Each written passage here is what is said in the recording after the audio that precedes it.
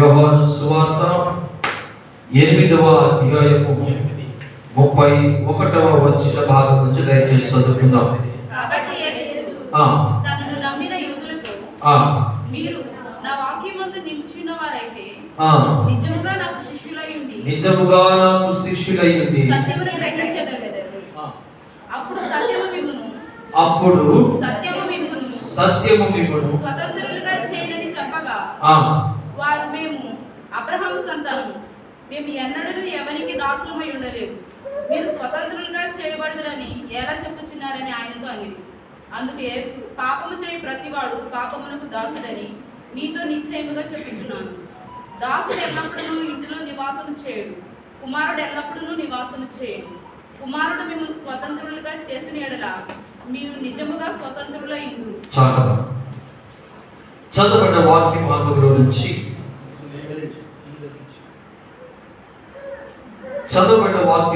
నుంచి కొన్ని మాటలు ఈ మధ్యాహ్న కాలంలో మనం ధ్యానం చేసుకుంటాం.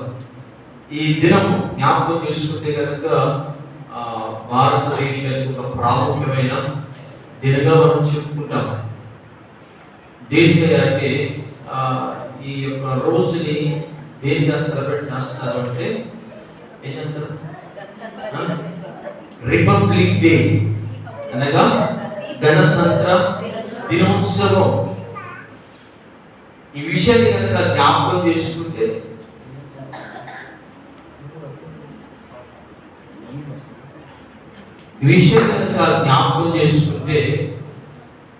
ఎందుకు కారణం ఏంటి కనుక మీరు జ్ఞాపకం చేసుకుంటే అసలు ఎందుకు గణతంత్ర దినోత్సవం అంటే చాలా మందికి ఇండిపెండెన్స్ మాత్రమే తెలుసు కదా, స్వతంత్ర దినోత్సవం మాత్రమే తెలుసు. కానీ గణతంత్ర దినోత్సవం చాలా మందికి అంటే ఎందుకు చేస్తారో కూడా తెలియని వారు చాలా మంది ఉన్నారు.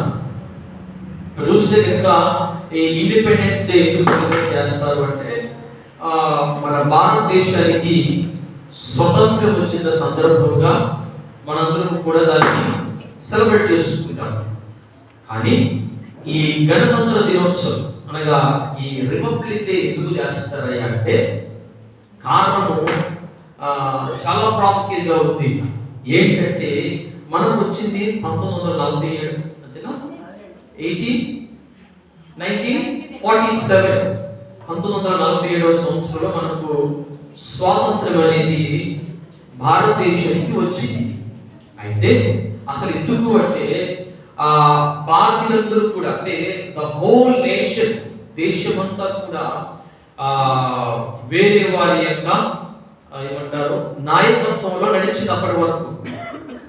తర్వాత 1947లో ఏం జరిగిందంటే దేశానికి స్వతంత్రం అనేది వచ్చింది. స్వతంత్రం అనగా to rule by our people, మన దేశాన్ని మనమే పరిపాలించుకునే అవకాశాన్ని మన దేశానికి వచ్చింది. అయితే వచ్చింది కానీ పరిపూర్ణత ఎప్పుడు సంతరించుకుందంటే 1950 జనవరి 26 1950వ సంవత్సరము జనవరి 26వ తారీఖున అనగా ఈ రోజున అది పరిపక్వతలోనికి లేకపోతే సంపూర్ణతలోనికి రావటం జరిగింది. అందుకే దీన్ని గణతంత్ర దినోత్సవంగా కొలుస్తారు, లేకపోతే రిపబ్లిక్ కదా. అందుకని దీన్ని అలా ఆచరిస్తూ ఉంటారు. చూస్తే కనుక ఈ రిపబ్లిక్ డే మనకి అసలు ఎందుకు వచ్చిందంటే అప్పటి వరకు దేశానికి రాజ్యాంగం అనేది లేదు. విదిన్ ఈ 2 years ఏం చేశారంటే రాజ్యాంగాన్ని రచించి, అంటే అప్పటి వరకు బ్రిటిష్ వారు ఏదైతే మనకు అధికారాన్ని ఇచ్చి పాలించారో ఆ అధికారాన్ని అంతా కూడా పక్కన పెట్టేసి దేశం ఎలా నడుచుకోవాలి, దేశం ఎలా స్వతంత్రాన్ని ప్రతి ఒక్కరు కూడా అనుభవించి ఆనందించాలనే ఉద్దేశంతో రూపకల్పన చేసింది భారత రాజ్యాంగం. ఇంచుమించుగా 47 నుంచి 49 సంవత్సరం వరకు దాన్ని రచించి జనవరి 26 1950 సంవత్సరంలో దాన్ని ప్రారంభించడం జరిగింది. సో దాని ద్వారా ఏంటంటే మనం ఎవ్వరూ కూడా వేరే యొక్క దేశం యొక్క నాయకత్వంలో కానివ్వండి వాటి యొక్క మూలంలో కూడా నడుచుకునే అవకాశం లేకుండా మన దేశం ఆ నేషన్, మన భారతదేశము మన సొంత నాయకత్వంతో ముందుకెళ్ళే విధానాన్ని వారు రూపకల్పన చేశారు. ఇక్కడ చూస్తే కనుక ఈ ఈ యొక్క రాజ్యాంగం ద్వారా ఏం చేయబడింది అంటే మన భారతదేశం ఎలా పిలువబడుతుందంటే సార్వభౌమ సౌమ్యవాద లౌకిక ప్రజాస్వామ్య దేశంగా పిలువబడుతుంది కదండి. అంటే ప్రజల చేత ప్రజల కొరకు చెప్పాలి రాదా మీకు, to the people, for the people and by the people. మన కొరకు మన చేత నిర్మించబడినటువంటి రాజ్యాంగాన్ని మనము పాటిస్తున్నాం. దేవునికి స్తోత్రం కలుగును గాక. అయితే ఇది దేని వరకు అంటే మన దేశం వరకే కదండి. Just a nation. ఎవరైతే దేశంలో ఉన్నారో, ఎవరైతే భారతదేశ పౌరసత్వాన్ని పొందుకున్నారో వారికి మాత్రమే ఇది అవుతుంది. అయితే మనము ఈ ఉదయకాలం ముందు తెలుసుకోవాల్సిన మరొక విషయం ఏంటంటే పరిశుద్ధ లేఖన భాగంలో తెలియపరిచిన మాట ఏంటంటే 32వ వచనంలో మాట్లాడబడుతుంది. అప్పుడు సత్యము మిమ్మును స్వతంత్రులుగా చేయును. The truth shall set you free. సత్యము మిమ్మును స్వతంత్రులుగా చేస్తుంది. ఇక్కడ చూస్తే కనుక అప్పటి వరకు భారతదేశం అంతా కూడా స్వతంత్రాన్ని లేకపోతే సార్వభౌమ్య లేకపోతే ప్రజాస్వామ్యాన్ని పొందుకోలేదు. కారణం ఏంటంటే there is someone who is above us and leading us. ఎవరో మన మీద ఆధిపత్యాన్ని చెలాయించి మనం ఎలా నడుచుకోవాలో ఎలా ఉండాలో వారి ద్వారా మనం నడుచుకున్నాం. కానీ ఇప్పుడు ఎప్పుడైతే ఈ యొక్క భారత రాజ్యాంగం నిర్మించబడిందో దాని ద్వారా ఏంటంటే it is to all nation, దేశమంతా కూడా సంతోషించవలసిన విషయం ఏంటంటే మనందరం కూడా స్వతంత్రులుగా తీర్చబడ్డాం. దేవునికి స్తోత్రం కలుగును గాక. దేని స్వతంత్రము? మనల్ని ఎవరైతే ఆధిపత్యాన్ని చలాయిస్తున్నారో వారి మీద మనం స్వతంత్రాన్ని పొందుకున్నాం. కానీ ఇక్కడ చూస్తే కనుక పరిశుద్ధ లేఖన భాగంలో ఒక మంచి మాట రాయబడింది. సత్యము మిమ్మును స్వతంత్రులుగా చేయును అని ఇక్కడ మాట రాయబడింది. ఇక్కడ చూస్తే కనుక ఈ లేఖన భాగాన్ని మనం జ్ఞాపకం చేసుకుంటే ఈ మాట యొక్క అర్థం ఏంటంటే there are people who are not yet to be free, there are people who are not in freedom. చాలా మంది ప్రజలు ఇంకా స్వతంత్రులుగా లేరు, బానిసత్వంలో ఉన్నారని మాట మనకు అర్థం అవుతుంది. ఇక్కడ చూస్తే కనుక దేవుని యొక్క వాక్య భాగంలో యోహాను సువార్తలో మాట్లాడుతున్న ప్రభువు యేసుక్రీస్తు చెప్తున్న మాట, నేనే మార్గమును సత్యమును జీవమునై ఉన్నా. దేవునికి స్తోత్రం కలుగును గాక. ఏ సత్యం మనల్ని స్వతంత్రులుగా చేస్తుందంటే మన ప్రభువు అయిన యేసుక్రీస్తు మాత్రమే మనల్ని స్వతంత్రులుగా చేస్తాడు. ఏ స్వతంత్రం అంటే దయచేసి జ్ఞాపకం చేసుకుని చాలా మంది అనుకుంటారు మనము ఈ రాజ్యాంగ పరంగా మనం జ్ఞాపకం చేసుకుంటే భారతీయులైన మనందరికీ కూడా స్వతంత్రం అనేది లభించింది. ఒకప్పుడు వాక్ స్వాతంత్ర్యము అందరికీ లేదు, నడిచే స్వాతంత్ర్యము లేదు, చూసే స్వాతంత్ర్యము లేదు. ఏది చేయాలన్నా కానీ ఒకరి యొక్క పర్మిషన్ తో మనం చేయాలి తప్ప మనంతరం మనం కనుక చేసామనుకోండి బందీఖానాలో పడేస్తారు, తీసుకెళ్లి చెరసాలలో బంధిస్తారు.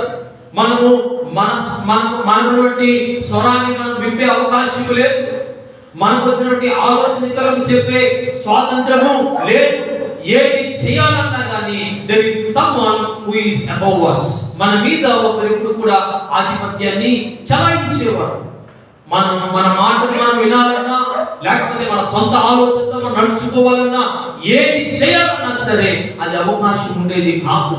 కారణం ఏంటంటే ఒకరు వాళ్ళకు కూడా ఏం చేసేవారండి, ఆధిపత్యం చలాయించి నడిపించేవారు. బైబిల్ గ్రంథంలో చూస్తే కనుక ఇశ్రాయేలు ప్రజలు మీరు జ్ఞాపకం చేసుకుంటే ఇశ్రాయేలు ప్రజలు యోసేపు ఎక్కడండి యుద్ధంలో ఉన్నప్పుడు ఈ ప్రజలందరూ కూడా అక్కడికి వెళ్ళి దేశాన్ని స్వతంత్రించుకున్నారు కదండి.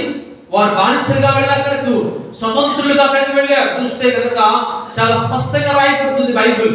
ఇశ్రాయేలు ప్రజలందరూ కూడా ఎక్కడికి వెళ్ళారంటండి?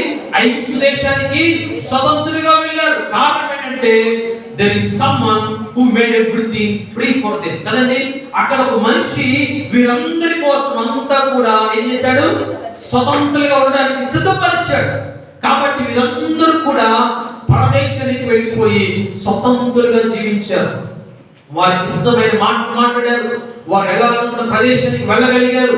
చేయాలనుకున్న పని చేశారు. ఏదైనా సరే ఎవరు కూడా అడ్డంకులు చెప్పలేదు.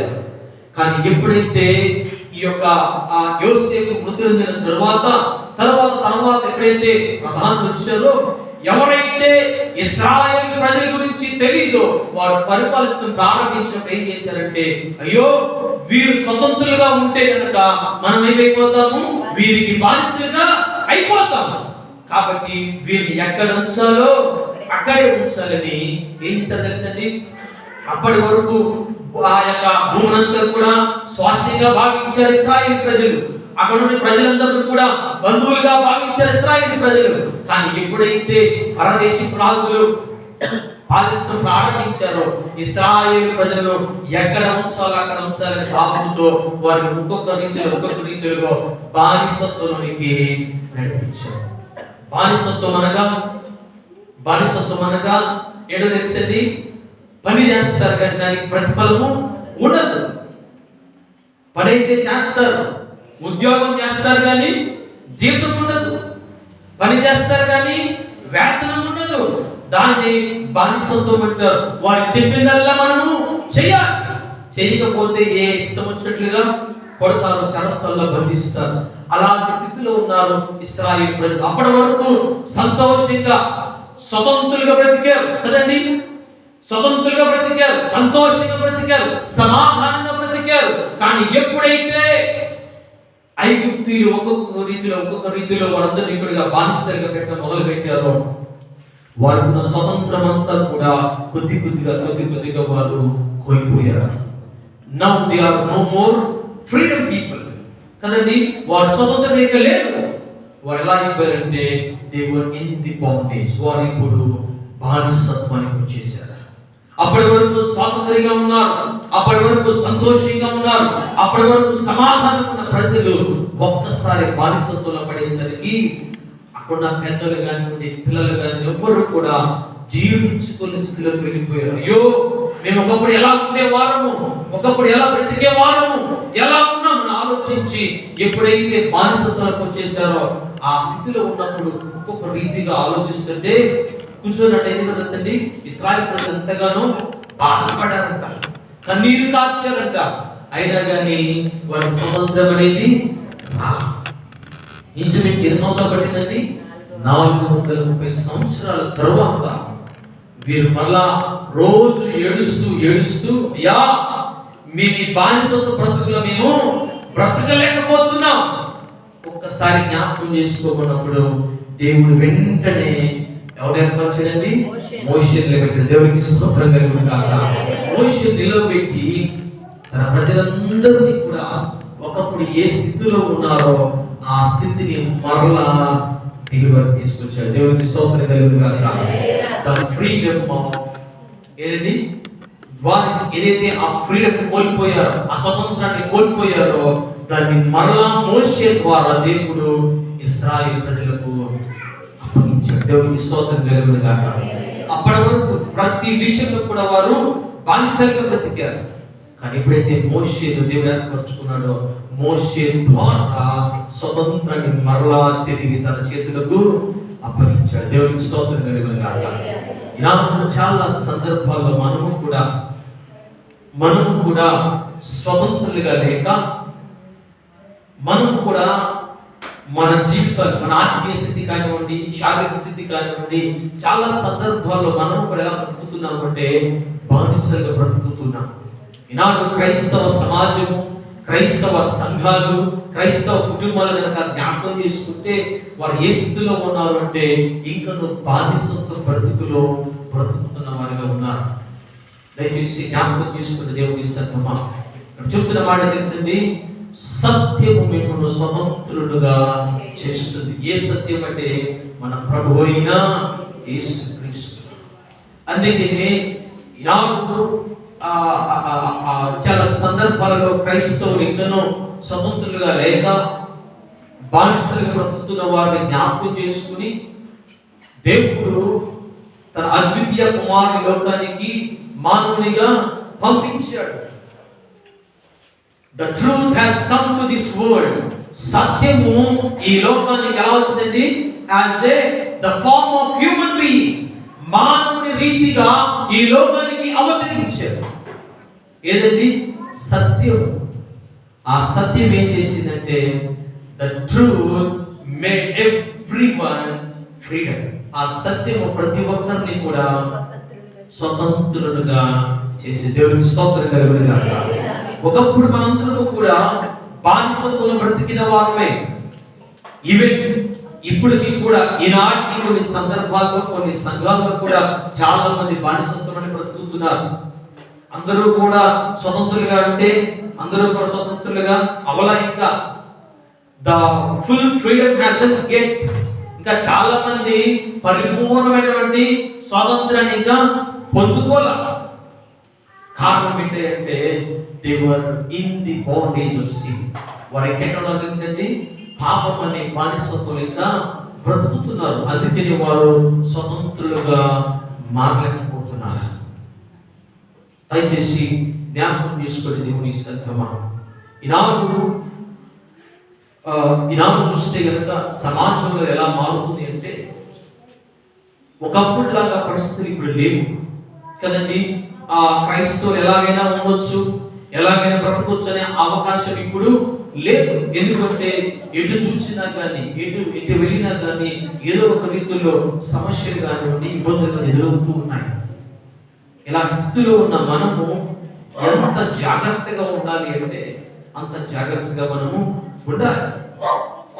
ఇంకను మనము స్వతంత్రులుగా మార్చబడకపోతే మన ప్రజలు ఎవరైతే ఇంకా క్రీస్తుని అంగీకరించిన వారు ఉన్నారో, క్రీస్తు అంటే ఎవరో తెలియని వారు ఉన్నారో, వారందరూ కూడా మనం చూసి హేళన చేస్తారు. అరే వీరు ఎప్పటి నుంచో మందిరానికి వెళ్తున్నారు కదా, ఎప్పటి నుంచో ప్రభువుని ఆరాధిస్తున్నారు కదా, ఎప్పటి నుంచో వీరు వాక్యాన్ని చదువుతున్నారు కదా, ఎంత చేసినా వారి జీవితంలో ఎందుకు ఇంకా స్వాతంత్రం రాలేదు, ఎందుకు వారికి ఇంకా స్వేచ్ఛ రాలేదు, వారు ఎందుకు సంతోషంగా బ్రతకలేకపోతున్నారని చాలా మంది మనం చూసి హేళన చేస్తారు. కారణం ఏంటంటే ఎవరో ఇచ్చిన అవకాశం కాదు కానీ అది మనము ఇచ్చుకున్న అవకాశం. ఎందుకంటే చెప్పిన రీతిగా భారత రాజ్యాంగం అనేది ఎప్పుడు రాయబడింది? 1950లో రాయబడింది. అది ఇంప్లిమెంట్ చేయబడింది. కానీ ఇప్పటికీ కూడా కొన్ని ప్రాంతాల ప్రజలకు ఆ స్వాతంత్రం ఇంకనూ రాలేదు. అదే రీతిగానే ఎప్పుడో ప్రభు వారు ఎప్పుడండి 2025 సంవత్సరాల క్రితమే నా యేసయ్య మానవుడిగా ఈ లోకానికి ఏదించి ప్రతి ఒక్క మానవాళి కొరకు వారందరూ కూడా స్వతంత్రులుగా మార్చబడాలి అని, ప్రతి ఒక్కరు కూడా స్వతంత్రులుగా తీర్చబడాలి అని, ప్రతి ఒక్కరు కూడా స్వేచ్ఛగా ఉండాలని నా ప్రభువైన యేసుక్రీస్తు వారి లోకానికి వచ్చి నా శాపాల కొరకు ఆయన కలువరి శిలువలో తన ప్రాణాన్ని అప్పగిస్తే ఇంకా చాలా మంది ఆ యొక్క స్వేచ్ఛను పొందుకోలేక ఏం చేస్తారు తెలుసండి? ఆ మార్గం దగ్గరికి రాలేక ఇంకా బానిసత్వంలో బ్రతుకుతున్నారు. అనుకుంటారు కదా మేమున్న స్థానంలోనే, మేమున్న ప్రాంతమే, మేమున్న స్థితే స్వేచ్ఛ అనుకున్నారు చాలా మంది. కానీ తెలియని విషయం ఏంటంటే it is not the destination. ఇది మనం ఉన్న ప్రదేశము లేకపోతే మనం అనుభవించే స్వేచ్ఛ ఇది పరిపూర్ణమైనది కాదు. పరిపూర్ణమైన స్వాతంత్రం ఎక్కడుందంటే నా యేసయ్య దగ్గర ఉంది. దేవునికి స్తోత్రం కలుగును గాక. ఎవరైతే ఆయన వెంబడిస్తారో, ఎవరైతే ఆయన దగ్గరకు వస్తారో వారు స్వతంత్రులుగా మార్చబడతారు. దయచేసి పరిశుద్ధ లేఖన గ్రంథం నుంచి రోమీయులకు రాసిన పత్రిక 8వ అధ్యాయం ఒకసారి చూద్దామా? రోమా పత్రిక 8వ అధ్యాయము 15వ వచనం చదువుకుందాం. ఏలయనగా మరలా భయపడుటకు మీరు దాస్యపు ఆత్మను పొందలేదు గాని పొందితిరి.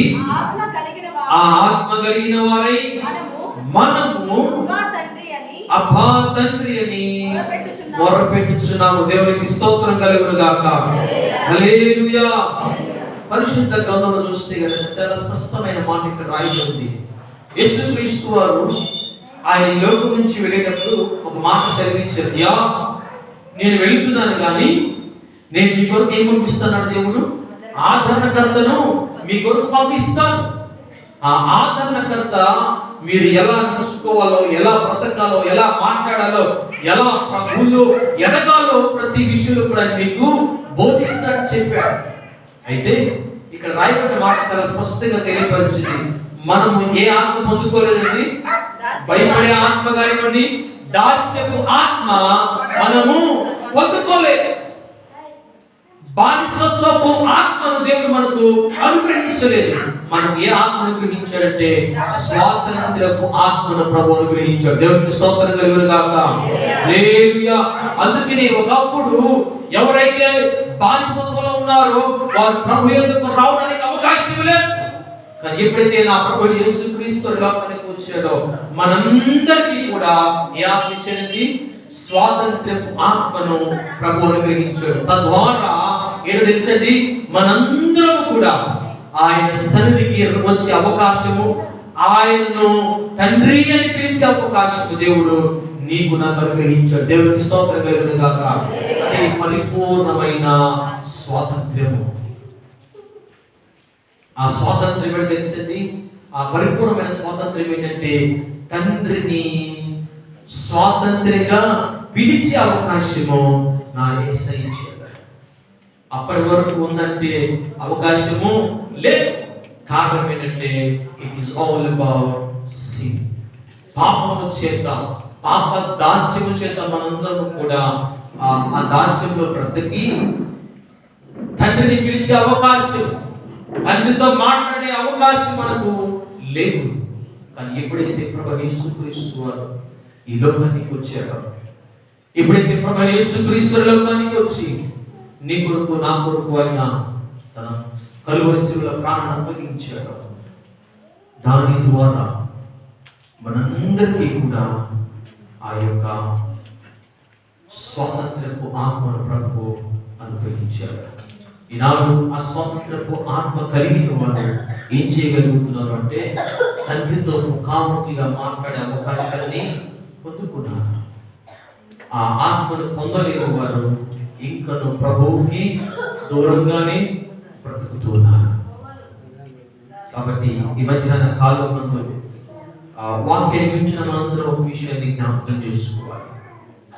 నిజముగా మనము స్వతంత్రులుగా తీర్చబడ్డామా లేదని ఒకసారి మనల్ని మనం పరిశీలన చేసుకోవాలి. నిజముగా నీవు నేను ఆ దాస్యపు కాడి నుంచి బయటకు వచ్చామా లేదా అని ఒక విషయాన్ని జ్ఞాపకం చేసుకోవాలి.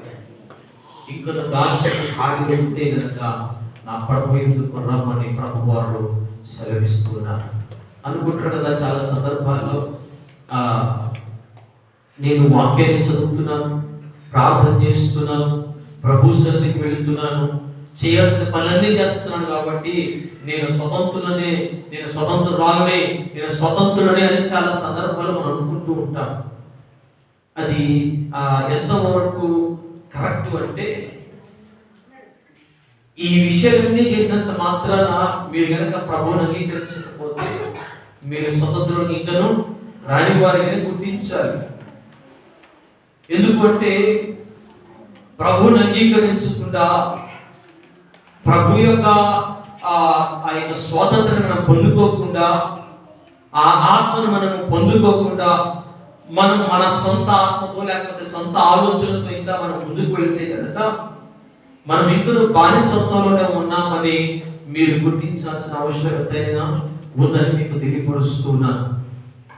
కాబట్టి ఈ మధ్యాహ్న కాలం ముందు మనము తెలుసుకోవాల్సిన విషయం ఏంటంటే, ఈ స్వాతంత్రము ఎవరు అనుగ్రహించబడింది అంటే ఒక ప్రజలకు, ఒక గుంపుకో లేకపోతే ఒక ప్రాంత ప్రజలకు కాదు. కానీ దేని యొక్క మాట సెలవిస్తుందంటే, ఎవరైతే ఆయన అంగీకరిస్తారో, తను అంగీకరించిన వారందరికీ కూడా కదండి, బైబిల్లో చాలా స్పష్టంగా రాయబడిన మాట. తన అందరైతే అంగీకరిస్తారో వారందరినీ కూడా దేవుని యొక్క వాక్యం తెలియపరిచిన మాట అది. It is not for a group of people, it is not for a particular community, ఏదో ఒక గుంపుకో లేకపోతే ఒక ప్రాంత ప్రజలకు కాదు, కానీ ప్రతి ఒక్కరికి కూడా ఆ స్వాతంత్రం అనేది అనుగ్రహించబడింది.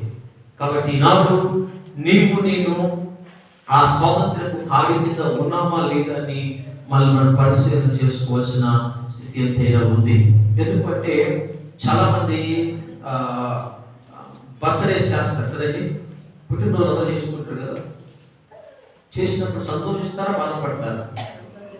ఒకసారి నా వైపు చూడండి, అందరూ కూడా పుట్టినరోజు చేసుకున్నప్పుడు, బర్త్డే చేసేటప్పుడు సంతోషిస్తారా, బాధపడతారా? సంతోషిస్తారు, మంచిది. కానీ ఇంకొక విషయం కూడా చెప్పాలి మీకు. The more you celebrate your birthdays, the more you are reaching to your death. నీవు పుట్టినరోజు చేసుకున్న సందర్భం ప్రతి సంవత్సరం కూడా తెలుసుకున్న విషయం ఏంటంటే, నువ్వు ఎంతగా సంతోషిస్తున్నావు అదే రీతిగా మరణానికి కూడా అంత దగ్గరగా వెళ్తానని జ్ఞాపకం చేసుకోవాలి. కానీ అలాంటి ఆలోచన మనకు రావు. వచ్చేందంటే సంతోషంగా గడపాలి, సమాధానం ఉండాలి, మంచిదే. సంతోషంగా ఉంటే నాకు ఆగట్లేదు, కానీ remember what is the next is going to come. తర్వాత జరగబోయేది కూడా మనము ఆలోచించాలి. రీతిగానే ఈ భూమి మీద బ్రతికినంత కాలం నేను సంతోషంగా ఉంటాను, నా ఇష్టానుసారంగా ఉంటాను, నా జీవితం నేను అనుభవిస్తాను, మంచిదే, మంచి ఆలోచన, అనుభవించు, కాగట్లేదు. కానీ what about after this life, ఈ జీవితం తర్వాత జరగబోయేది ఒకసారి జ్ఞాపకం చేసుకోవాల్సిందిగా మీకు మనవి చేస్తున్నాను. అందుకని బైబిల్ గ్రంథంలో ఒక వ్యక్తి అంటాడు కదా, నా ప్రాణమా తినుము త్రాగుము సుఖించు. రీజన్ ఇస్, కారణం ఏంటంటే తనంతా కూడా కష్టపడ్డాడు కదండి. తన శరీరానికి ఏదైతే కావాలో దానంతా కూడా సమకూర్చుకున్నాడు. తన శరీరానికి ఏదో అవసరమో దానంతా కూడా తీసుకొచ్చి చాలా జాగ్రత్తగా భద్రపరుచుకుని అనుకున్నాడు కదా, నాకు ఏ సమస్య లేదు, నాకు ఏ బాధ లేదు, నాకే కష్టము లేదు. కారణం ఏంటంటే నాకు కావాల్సినంత కూడా నేను సమకూర్చున్నాను కాబట్టి నేను జీవించినంత కాలం కూడా ఎలా జీవించాలనుకున్నాడు? సంతోషంగా సుఖముగా జీవించాలనుకున్నాడు. ఈనాడు చాలా మంది క్రైస్తవులు కూడా అలాగే అనుకుంటున్నారు. నేను జీవించిన సంవత్సరాలన్నీ కూడా సంతోషంగా జీవించాలి, సుఖంగా జీవించాలి, సమాధానంగా జీవించాలి అనుకుంటున్నారు. మంచి విషయమే. కానీ ఈ లోకము గురించి ఎంతగా ఆలోచిస్తున్నావు నీవు, ఈ శరీరం గురించి ఎంతగా కష్టపడుతున్నావు నీవు, ఈ శరీరం గురించి ఎంతగా ఆలోచన కలిగి జీవిస్తున్నావు నీవు, అంతే రీతిగా జరగబోయేది. లేకపోతే నీ యొక్క ఆత్మ గురించి కూడా నీవు ఆలోచించగలిగితే కనుక నీ జీవితంలో ఎప్పుడు తెలుసండి, ఒక భయం అనేది ఆటోమేటిక్గా కలుగుతుంది. శరీరానికి నీవు తీసుకున్నటువంటి శ్రద్ధ, శరీరం మీద నీవు తీసుకున్నటువంటి ఆ యొక్క ఏమంటారు, ఆ కాన్సన్ట్రేషన్ అంతా కూడా ఒకసారి కనుక ఆత్మ మీద పెడితే, ఒకసారి కనుక నీ యొక్క ఆత్మ మీద కనుక నువ్వు పెట్టగలిగినట్లయితే నీ ఆత్మ ఎక్కడ ఉంది, ఎలా ఉంది అనే ఆలోచన నీకు కలుగుతుంది. చాలా మంది ఏం చేస్తారంటే, అంటే నేను చేయకూడదని అనట్లేదు, కానీ శరీరాన్ని చాలా జాగ్రత్తగా మనం చూసుకుంటాం కదండి. దానికి కావాల్సిన హంగులు ఆర్పాటాలు చేస్తాం మనం. అదే రీతిగానే మన యొక్క ఆత్మ కూడా చేయవలసిన పనులన్నీ కూడా మనము చేయాలి. ఒకవేళ కనుక చేయకపోతే, ఒకవేళ కనుక దాని గురించి కనుక ఆలోచించకపోతే, మనము ఈ లోకంలో ఎంతగా సంతోషించామో నరకంలో అంతగా మనము బాధపడాలి.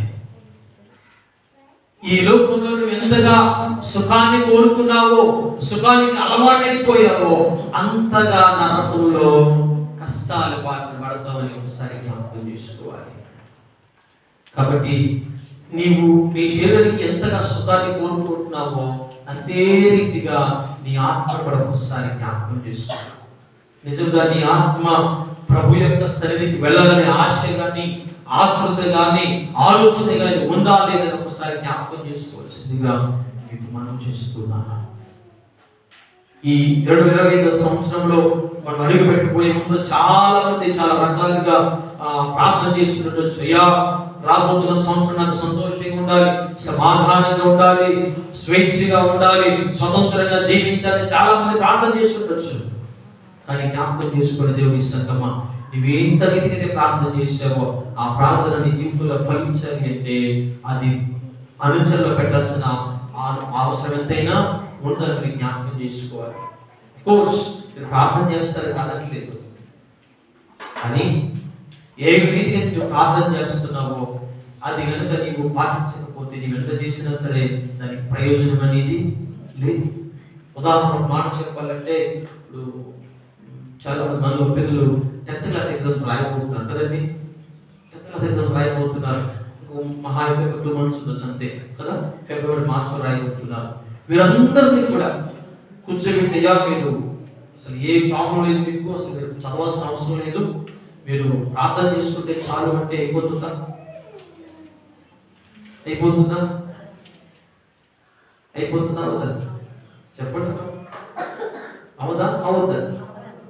ప్రార్థనతో కార్యం జరగవా? జరుగుతాయి కదా కదండి. అందుకని క్రియలు లేని విశ్వాసము మృతము అని రాయబడుతుంది బైబిల్లో. నువ్వు ఎంతగా ప్రార్థన చేస్తావో అదే రీతిగా క్రియలు కూడా ఈక్వల్ గా వెళ్తేనే కార్యాలు మనం కళ్ళారా చూడగలుగుతాం. అంతేగాని నేను ప్రార్థన చేశాను కాబట్టి నాకు 5 అంతస్తుల మేడ అక్కడ కట్టేస్తున్నాడు దేవుడు అనుకుంటే అది ఏ పని కాదు. ఎవరు వచ్చి కడతారండి? నీవు కార్యము ప్రారంభించకపోతే ప్రభు దాన్ని ముగించాడు కదా. అటు రీతిగా నీవు నేను కూడా స్వతంత్రులుగా మార్చబడిన ప్రభు ఎప్పుడో ఆలోచన కలిగి ఈ లోకానికి వస్తే ఇంకా చాలా మంది ఆ స్వతంత్రంలో బ్రతుకుతున్నారు, భ్రమలో ఉన్నారు తప్ప ఇంకా మేము స్వతంత్రులుగా మేము మార్చబడలేదని చాలా మంది ఆలోచన రావడం లేదు. ఎందుకు అంటే నిజంగా ఎవరైతే స్వతంత్రులుగా ఉంటారో, ఎవరైతే స్వతంత్రులుగా మార్చబడ్డారో లేకపోతే స్వేచ్ఛను పొందుకున్నారో వారందరూ కూడా ఎలా ఉంటారో తెలుసండి, నా యేసయ్య యొక్క రూపాన్ని పొందుకొని ఇతరులకు మాదిరిగా బతుకుతారు. దేవునికి స్తోత్రం కలుగును గాక. ఎందుకంటే Christ has made everyone free. మన ప్రభు వారు ఎప్పుడూ కూడా స్వతంత్రంగా చేశారు. కానీ ఇంకా చాలా మంది ఏమంటారు, ఆ స్వతంత్రంగా మీరు కనుక మార్చబడితే మీ యొక్క స్వేచ్ఛను, మీ స్వాతంత్రాన్ని ఇతరులకు చూపించగలుగుతారు. మీరు ఏదైతే ప్రభు మీకు అనుగ్రహించాడో ఆ కృపను మీరు ఇతరులకు చూపించగలుగుతారు. అంటే క్రియల్లో కానివ్వచ్చు, లేకపోతే మీ వ్యక్తిగత జీవితాన్ని వారికి క్రియలుగా మీరు చూపించగలుగుతారు. కానీ అలా చూపించలేకపోతున్నారు అంటే కారణం మీరు ఇంకా స్వతంత్రులుగా మార్చబడలేదు, ఇంకా మీరు స్వతంత్రులుగా తీర్చబడలేదు. You are not in the hands of God. మీరు ఇంకా దేవుని యొక్క హస్తములో లేనట్లుగా భావించాలి. ఒకవేళ మీరు ఉంటే కనుక మీరు స్వతంత్రాన్ని పొందుతున్న వారిగా ఉంటారు. కాబట్టి ఈ మధ్యాహ్న కాలం ముందు వాక్యాన్ని వింటున్న మనము తెలుసుకోవాల్సిన విషయం, ఎంతవరకు ఎంతకాలం మనం ఈ లోకంలో జీవిస్తామో మనకు తెలియదు, కానీ ఎంతకాలం మనం ఈ లోకంలో ఉంటామో మనకు తెలియదు. కానీ మనం జీవించిన సంవత్సరాలన్నీ కూడా నా ప్రభు మనను స్వతంత్రంగా ఉంచాలని ఆశపడ్డాడు కదండి. అంతే తప్ప మీరు పాపం చేశారు, మీరు పాపంతో బ్రతికారు కాబట్టి మీరు జీవించిన జీవితాలన్నీ కూడా కష్టంతోనే బ్రతకండి, లేకపోతే నష్టంతోనే బ్రతకండి అని ప్రభు ఎప్పుడు కూడా అనలేదు, చేయలేదు. నా ప్రభు ఎప్పుడూ ఆశపడ్డాడు. ఎందుకంటే నా ప్రజలు, నా పేరు పెట్టబడిన నా జనులు నశించిపోకూడదని దేవుడు ఎప్పుడో తలచి ఆయన ఈ లోకంలో ఏదించాడు. ఏదించడం మాత్రమే కాదు, కానీ ఎవరైతే ఆయన కాలంలో, ఆయన తరువాత రాబోతున్న తరాలన్నిటికీ కూడా ఆయన ఏం చేశాడండి, స్వాతంత్రాన్ని అనుగ్రహించాడు. దేవునికి స్తోత్రం కలుగును గాక.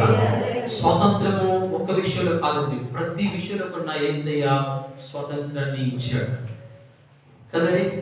నాట్ ఇన్ వన్ ఆస్పెక్ట్, ఒక్క విషయంలో మాత్రం కాదు. అంటే పాపం మీద మాత్రమే మనకు స్వతంత్రం కాదు, కానీ సమస్తమైన వాటి మీద ప్రభు మనకు అధికారాన్ని ఇచ్చాడు. బైబిల్ గ్రంథంలో మీరు చూస్తే కనుక చాలా స్పష్టమైన మాటలు రాయబడుతున్నాయి. ప్రతిదీ కూడా శీఘ్రముగా ఆయన మన పాదాల మీద పెట్టించాడు కదండి. ఏదైనా సరే ఎవ్రీథింగ్, ప్రతిదీ కూడా మనకు దేవుడు ప్రతి దాని మీద స్వాతంత్రాన్ని అనుగ్రహించాడు. మన ఏమంటారండి, వాక్ స్వాతంత్రాన్ని ప్రభు ఇచ్చాడు లేదండి, ఇచ్చాడు. ప్రభుని ఆరాధించే స్వేచ్ఛ మనకు అనుగ్రహించాడు. వాక్యాన్ని చదువుకునే స్వాతంత్రాన్ని ప్రభు మనకు అనుగ్రహించాడు. ప్రార్థించే అవకాశాన్ని ప్రభు ఆ స్వాతంత్రాన్ని అనుగ్రహించాడు. ఆయనతో మాట్లాడే స్వాతంత్రాన్ని నా యేసయ్య మనకి ఎప్పుడూ అనుగ్రహించాడు. ఈనాడు నీవు ప్రభుత్వం మాట్లాడలేకపోతున్నావు అంటే, బైబిల్ చదవలేకపోతున్నావు అంటే, పాటలు పాడలేకపోతున్నావు అంటే, ప్రార్థన చేయలేకపోతున్నావు అంటే కారణం తెలుసండి, మీరు ఇంకనూ ప్రభు యొక్క స్వాతంత్రాన్ని పొందుకోలేదని అర్థం. బట్ ఈనాడు సంఘంలో చాలా మంది ఉన్నారు కదండి. పాటలు పాడేవాళ్ళు కొంతమంది ఉన్నారు, ప్రార్థన చేసేవాళ్ళు కొంతమంది ఉన్నారు, వాక్యం చదివేవారు కొంతమంది ఉన్నారు, వాక్యం చెప్పేవారు కొంతమంది ఉన్నారు. అలాగని ఈ పైరన్నీ కూడా చేయకుండా ఉన్నవారు కూడా చాలా మంది సంఘంలో ఉన్నారా లేదా? ఉన్నారా లేదా?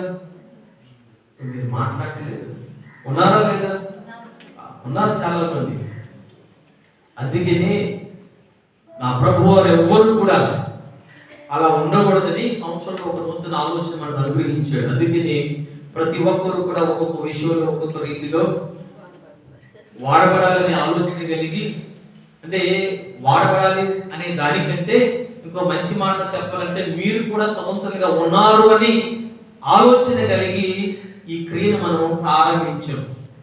అందులో కొంతమంది ఏం చేస్తున్నారు, బాగానే పాల్గొని పొందుతున్నారు, దయచేసి అనుకుంటారు. కొంతమంది మాకు అవకాశం వస్తుందో రాదో అనుకుంటారు. చాలా మంది ఎవరిని కూడా విడిచిపెట్టండి. నేనైతే ప్రతి ఒక్కరిని కూడా మీరు ఏ టయానికి వచ్చినా సరే మీకు అవకాశం అనేది కంపల్సరీగా ఉంటుంది.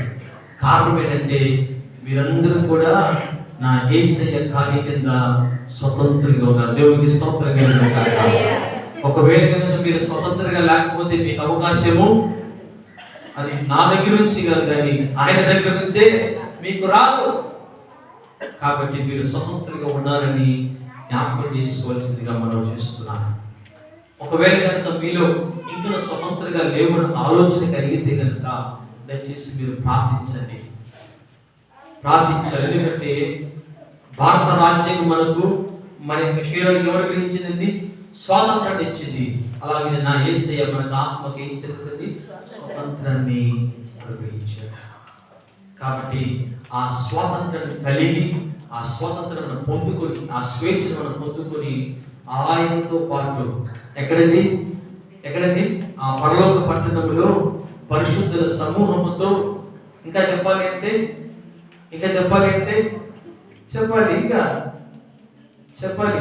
ఆయన యొక్క సన్నిధిలో ఆ పాదపీఠం మీద మనందరూ కూడా నిలబడి ఆయన ఆరాధించాలని ఆయన ఆశ కలిగి మనకు స్వేచ్ఛను, స్వాతంత్రాన్ని ప్రభువు అనుగ్రహించాడు.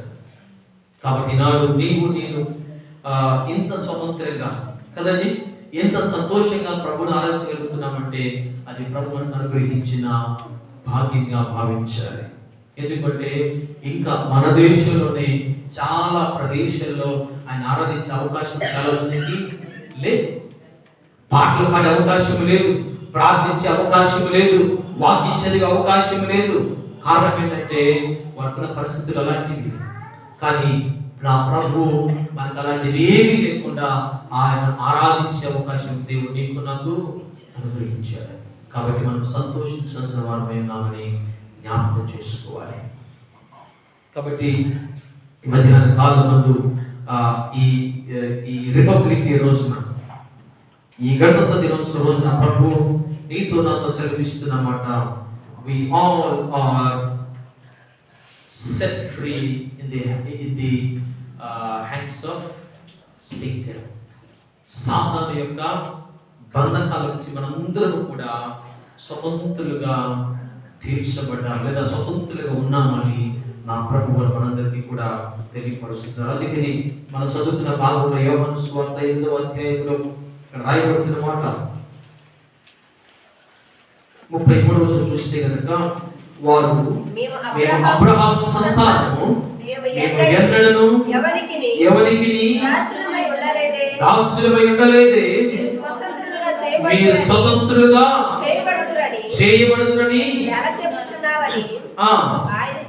ఆయనతో అనేది. అందుకని 34వ వచనం రాయబడుతున్న మాట, అందుకు యేసు పాపము చేయి ప్రతి వాడును పాపమునకు దాసుడని మీతో నిశ్చయముగా చెప్పుచున్నాను. దేవునికి స్తోత్రం కలుగును గాక.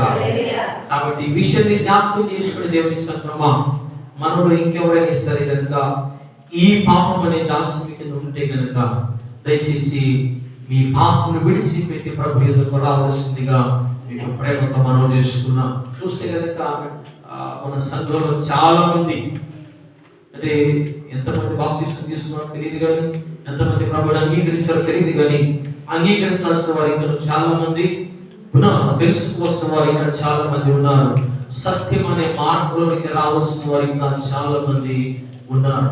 అయితే జ్ఞాపకం చేసుకుని రావాల్సిన వారు ఇంకా చాలా మంది ఉన్నారు, వచ్చిన వారు మరలా వెళ్ళిపోయిన వారు కూడా చాలా మంది లేకపోలేదు. దయచేసి జ్ఞాపకం చేసుకునే దేవుని సంగమా, ఒకవేళ నీవు ఏ స్థితిలో ఉన్నావో ఒకసారి పరిశీలన చేసుకో. నీవు సమాంతరాన్ని పొందుకొని దాన్ని మరలా కూలిపోయి బానిసత్వంలో ఉన్నావా, లేక ప్రారంభం నుంచి బానిసత్వంలో బ్రతుకుతూ స్వతంత్రులుగా బ్రతుకుతున్నామన్న ఆలోచనలు కలిగి ఉన్నావా? నువ్వు ఏ స్థితిలో ఉన్నావో ఒకసారి పరిశీలన చేసుకొని నా ప్రభు పాదాల యొక్క ఒకసారి వస్తే కనుక నిన్ను స్వతంత్రంగా చేరిన యేసు ఇప్పుడు ఆశపడి ఉన్నాడు. కాబట్టి అలాంటి స్వాతంత్రాన్ని పొందుకొని దేవుని యొక్క రాకడ వచ్చినప్పుడు ఆయన రాకడలో ఎంతబడే గుంపులో ఉండాలని ప్రభు ఆశపడుతున్నాడు. కాబట్టి అలాంటి ఆలోచన కలిగి వీరందరూ కూడా ఈ 2025వ సంవత్సరంలో ముగింపులోకి వచ్చే సరికి మన సంఘంలో ప్రతి ఒక్కరూ కూడా సత్యాన్ని గ్రహించి సత్యంలో నడుచుకుంటూ ఆ సత్యాన్ని మనము పాటిస్తూ ముందుకు వెళ్ళాలని ఆశ ఇవ్వదు. కాబట్టి దయచేసి మీరందరూ కూడా ఆ సత్యాన్ని గ్రహించి దేవుని యొక్క మార్గంలో వెళ్ళాలని నా ఆశ ఆలోచన ఉన్నది. కాబట్టి అలాంటి మార్గంలో మనందరూ కూడా నడుస్తూ ఆయన యొక్క రాకడ కొరకు ఎదురు చూసే సంఘంగా ప్రభు మనందరినీ కూడా చేయుగాక. ఆయన యొక్క ఎత్తబడే గుంపులో మనందరినీ కూడా చేర్చుకొని ఆయనతో పాటు యుగాలు జీవించే కృప ప్రభు మనకు అనుగ్రహించునుగాక. తల వంచి ప్రార్థన చేసి